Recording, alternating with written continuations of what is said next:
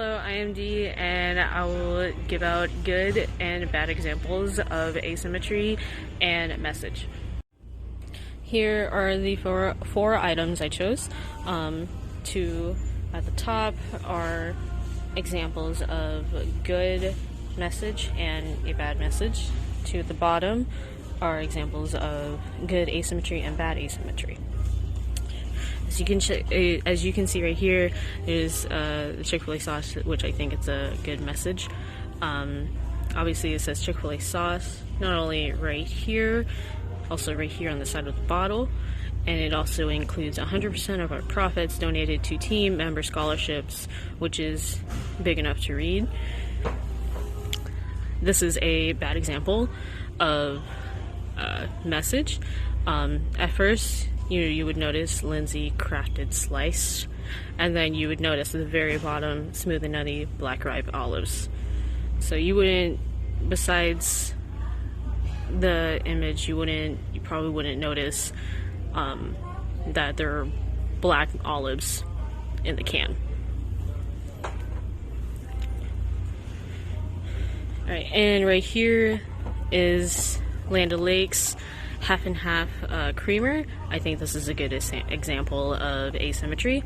If you split the image in half, you can see there's one side of the image whereas there's a little bit more space, and the other image is a little bit more busy from each other, and there's also a direct way to see the image as a whole. Whereas compared to this great value classic roast ground coffee, the roundness of this can I don't think fits to the asymmetrical image, and there isn't really a direct way to see it per se. So yeah. This is Marisa, and I'll be covering Chapter 4, Shape, and Chapter 7, Elimination. This notebook is the example of good shape. It lets the white space out. It's simple. It's not cluttered. It gets the message across, and it's a visually pleasing design. For my bad example, I have these index cards. This shape right here doesn't let the white space out, and I feel that they could have structured the layout better. The brand, the words, everything, it just looks cluttered. My good example for elimination is this Candyland candy. They left out the unnecessary information, but they kept the logo, they kept the brand, they kept the weight, and it just catches your attention.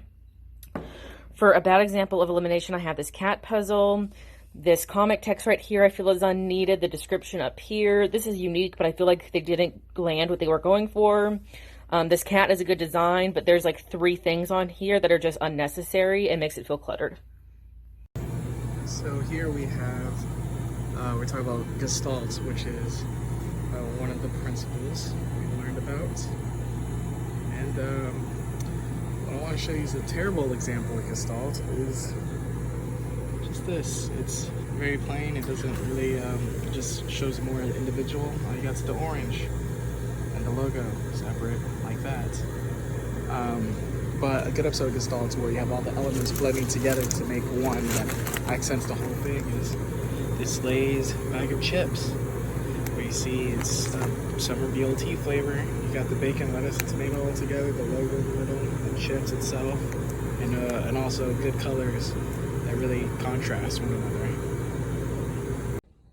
Well, I'm here to talk about focus, or what we call the meal. And the first part of the meal is always the appetizer, which is the F in focus, and it's formulate. And is thinking of a concept, a plan, you identify the message, and you figure out what it'll influence the audience, learning about the audience, and then eventually, like the last principle is mainly making sketches. You want to sketch it out in different variations to keep the visual processing going. Then the next step, which is the beginning of the main course, is the O, which is organize, and it's practically the layout, and you start seeing things by noticing shapes and space and how it'll work together, and then you have proximity and how it relates to the flow of the image, And the last one, which is important, alignment, how everything is positioned. And then the next one would be contrast, which is continuing the main course. It's practically the elements, asymmetry, value, and how when comes to contrast, value will matter, and like whether the lights and darks and different shades. Speaking of shades of color, and how you learn how color works, the different phases, like either primary or secondary or monochromatic, and how colors work better with each other, what colors do not work with each other, and what is visually stimulating, and what will gather your attention. And then the last course of the main meal is unify, which is the parts. One is principle is repetition, and this helps produce unity and makes the design seem intense and purposeful. And then you have rhythm. Rhythm really, I would say, continues the flow of the image or whatever design you are creating, and it really helps to tell statements. And then you have the third principle, which is gestalt, which explains how individually you have objects, but when they come together, they fit the whole and they improve each other and make it one unified thing.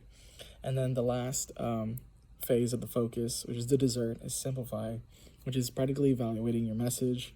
And one is you just evaluating through your design through more of a critique process.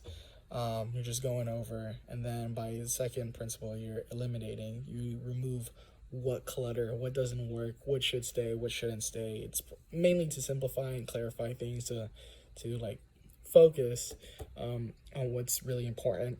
And then three, of course, how mainly art or design or anything you shared is through sharing above the audience, above all else, and seeing reception and seeing what works and what doesn't.